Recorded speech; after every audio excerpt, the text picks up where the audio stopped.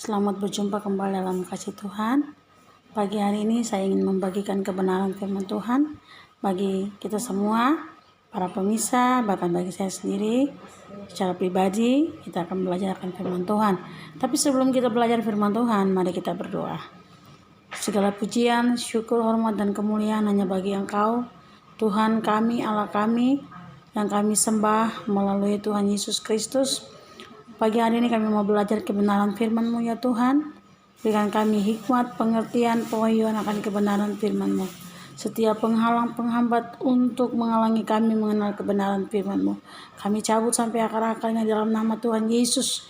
Dan berikan kami telinga seorang murid yang mau belajar, yang mau dibentuk oleh kebenaran firman-Mu ya Tuhan. Firman-Mu datang untuk memberikan kekuatan bagi kami, penghiburan bagi kami, maka memberikan jawaban atas setiap persoalan yang kami hadapi. Terima kasih Tuhan Yesus, terima kasih Bapa.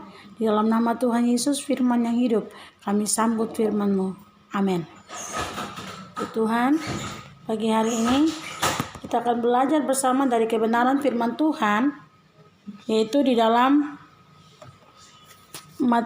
Ulangan 4 ayat 1 sampai ayat yang ke-40, tapi saya dah bagikan dari Ulangan pasal 9 sampai ke ayatnya yang ke-23. Demikianlah firman Tuhan di pagi hari ini yang datang bagi saudara dan saya.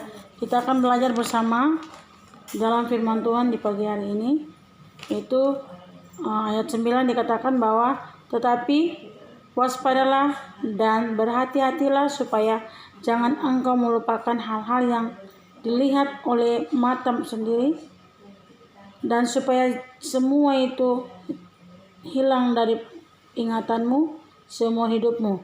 Beritahukanlah kepada anak-anakmu dan kepada cucu-cucu cicitmu semuanya itu, yaitu hari itu ketika engkau berdiri di hadapan Tuhan Allahmu di Horeb, waktu Tuhan berfirman kepadaku, suruhlah bangsa itu berkumpul kepadaku, maka aku akan memberikan mereka mendengar segala perkataanku, sehingga mereka takut kepadaku selama mereka hidup di muka bumi, dan mengajarkan demikian kepada anak-anak mereka. Lalu kamu mendekat dan berdiri di kaki gunung itu, sedang gunung itu menyala sampai ke pusara langit, dan gelap gulita awan dan kegelapan. Lalu berfirmanlah Tuhan kepadamu hari di tengah-tengah api, suara kata-kata kamu dengar, tetapi suatu rupa tidak kamu lihat, hanya ada suara. Dan ia memberitahukan kepadamu perjalanan yang diperintahkannya kepadamu untuk dilakukan, yaitu kesempatan ke-10 firman, dan ia menuliskannya pada 2 loh batu. Ya, ini saudaraku, di pagi hari ini saya akan membagikan firman Tuhan tentang generasi baru harus mengerti hukum Tuhan. Ya, terlihat di dalam firman Ulangan 4 ayat 1 sampai 40 ini berbicara tentang bagaimana bangsa Israel di bawah Musa Musa menasihatkan bangsa itu untuk memelihara hukum Allah. Ke-10 perintah Allah yang diberikan oleh Tuhan kepada Musa untuk mengingatkan para generasi muda yang akan meneruskan tongkat estafet yang diberikan oleh Musa untuk meneruskan bangsa Israel masuk kepada tanah perjanjian yang dilakukan oleh Yosua dan Kaleb, sehingga masuk kepada tanah perjanjian itu melewati setiap proses sehingga mereka sampai kepada tanah Kanaan. Nah, poin yang pertama di dalam ayat 7, Ulangan 4 ayat 7 tadi, yang dikatakan bahwa dibilang, sebab bangsa besar manakah yang mempunyai Allah yang demikian, hendak kepadanya seperti Tuhan Allah kita setiap kali kita memanggil kepadanya. Ya, tidak ada Allah yang seperti Allah kita yang hebat dan luar biasa. Kita lihat poin yang pertama adalah suka dan duka telah dirasakan dan dialami oleh generasi pertama, yaitu generasi yang dipimpin oleh Musa yang keluar dari tanah Kanaan, tanah Mesir, sampai ke memasuk ke tanah Kanaan. Ya, kita lihat generasi-generasi ini, mereka waktu itu kebanyakan generasi yang sudah tua. Mereka masuk sampai kepada tanah perjanjian. Bagaimana mereka hidup di dalam proses yang mereka alami, ya, suka dan duka, ya, banyak hal yang mereka alami dalam perjalanan 40 tahun untuk masuk ke tanah perjanjian. Ada banyak hal yang terjadi, ada generasi-generasi yang meninggal, ada banyak hal yang dihadapi oleh mereka, tetapi mereka tetap kuat dan mengandalkan Tuhan dan percaya kepada Tuhan. Begitu suka dan duka yang telah dirasakan oleh bangsa Israel dan dialami oleh generasi pertama membuat mereka tetap bertahan dan percaya bahwa Tuhan sanggup memimpin mereka sampai ke tanah perjanjian. Poin yang kedua yang terdapat di dalam Ulangan 4 ayat 20 yang dikatakan bahwa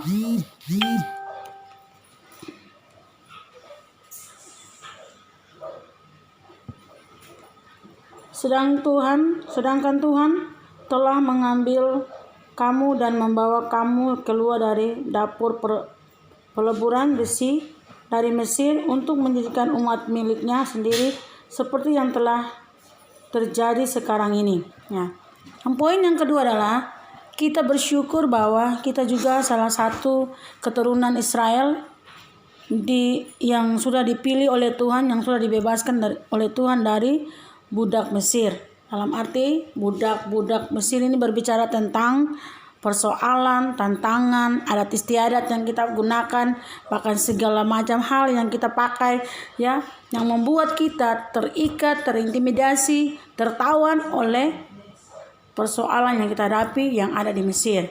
Nah, saudara dan saya sudah dibebas dari Mesir.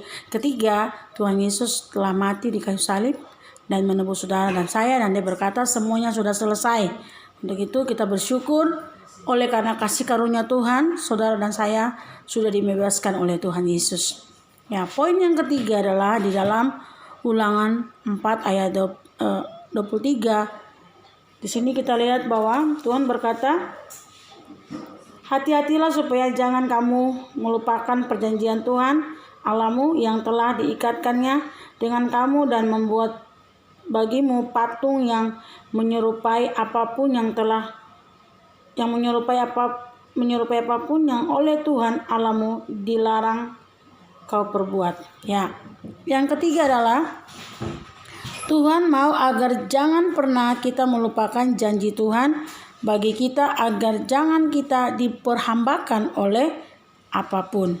Artinya Tuhan semau kita hidup di dalam perhambaan, ya, menyembah kepada hal-hal yang tidak menyenangkan hati Tuhan, atau membuat patung tuanan, atau membuat apapun yang menjadi jimat mantra yang menjadi pegangan kita bahwa itu menjaga diri kita atau menguasai kita. Tetapi di sini Tuhan mau bahwa kita harus mengingat pertolongan Tuhan sehingga kita ada di bebas dan mengalami kemenangan bersama dengan Tuhan lewat kematiannya, hingga kita bisa masuk ke tanah perjanjian yang diberikan Tuhan bagi kita. Itu ketika kita mau hidup taat melakukan apa yang menjadi Tuhan mau. Ya, kita lihat di sini bahwa kepada generasi baru ini Musa memberikan kunci untuk mengalami hidup yang berkemenangan, ya, yaitu ketaatan. Saat kita taat, itulah Tuhan akan menyatakan kuasanya dan mujizatnya. Amin. Tuhan menyatakan kuasa dan mujizatnya atas hidup kita. Inilah lanjutan tongkat kepemimpinan atas Israel. Dia harus mampu membimbing atau mengajar bahkan atas Israel, ya, di dalam Tuhan dengan tidak menyimpang ke kanan dan ke kiri. Artinya ketika kita hidup di dalam kebenaran itu memerdekakan kita, kebenaran itu memurnikan kita, kebenaran itu membawa kita kepada jalan keselamatan. Sehingga tidak ada nama lain di bawah kolom langit ini yang dapat menyelamatkan saudara dan saya, cuma Tuhan Yesus. Dialah jalan kebenaran dan keselamatan, yang sudah menang dari maut, yang sudah menang dari berbagai persoalan, yang sudah menang dari berbagai tantangan, sehingga saudara dan saya memperoleh kemenangan bersama dengan Tuhan. Ya, kita bersyukur kita telah diberikan tongkat estafet untuk melanjutkan pelayanan, melanjutkan pekerjaan, melanjutkan apa yang telah diberikan oleh generasi sebelum kita, yaitu generasi yang dipimpin oleh Musa, bahkan generasi yang dipimpin oleh Joshua dan Kaleb. Saudara saya adalah generasi Joshua dan Kaleb, bahkan generasi Esther di akhir zaman, yang mau berjuang membawa Injil ini, memberitakan Injil ini kemanapun saudara dan saya berada, untuk menjadi dampak bagi orang lain, sehingga nama Tuhan dipermuliakan. Untuk itu mari terimalah tongkat estafet ini, kepemimpinan untuk menyampaikan kebenaran kemanapun Tuhan membawa engkau ada. Situlah engkau akan menyaksikan kebesaran dan kemuliaan Tuhan. Kebenaran terus diberitakan sampai Ia datang menjemput saudara dan saya. Demikianlah firman Tuhan di pagi hari ini bagi saudara dan saya. Mari kita renungkan firman Tuhan di hari ini, dan kita pegang janji ini bahwa saudara dan saya adalah yang melanjutkan pelayanan ke depan untuk mempermuliakan nama Tuhan. Mari kita berdoa dan mengucap syukur buat firman Tuhan di pagi hari ini. Bapa, terima kasih Tuhan. Kami bersyukur buat firman Tuhan di pagi hari ini datang mengingatkan kami sebagai generasi-generasi penerus, generasi-generasi yang akan membangkitkan kota kami, bangsa kami, negara kami untuk ke depan, untuk memperlihatkan kemuliaan-Mu Tuhan Yesus. Generasi yang bangkit, generasi Joshua di akhir zaman, generasi Kaleb di akhir zaman, generasi Esther di akhir zaman, untuk membawa setiap orang untuk mengenal Engkau Tuhan. Untuk itu pakai setiap kami Tuhan untuk menjadi saksi-Mu Tuhan Yesus. Ampuni setiap dosa dan pelanggaran kami yang kami lakukan, yang seringkali menyakiti dan membuat Engkau kecewa dengan segala perbuatan kami yang keji di hadapan-Mu ya Tuhan Yesus. Ampuni kami Tuhan, dan biarlah kasih karunia-Mu Tuhan memampukan kami untuk melewati, bahkan memampukan kami untuk memegang kunci, untuk memegang tongkat yang baru, estafet yang baru, kepemimpinan yang baru dalam memimpin, baik itu di bangsa kami, kota kami, negara kami Tuhan, untuk maju ke depan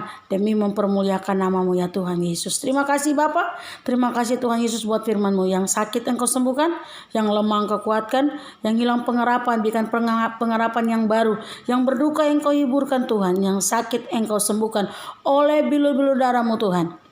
Engkau sudah menyembuhkan setiap mereka. Di dalam nama Tuhan Yesus Kristus kami mengucap syukur buat firman-Mu di pagi hari ini Tuhan. Haleluya. Amin. Shalom. Sampai kita ketemu lagi. Tuhan Yesus memberkati.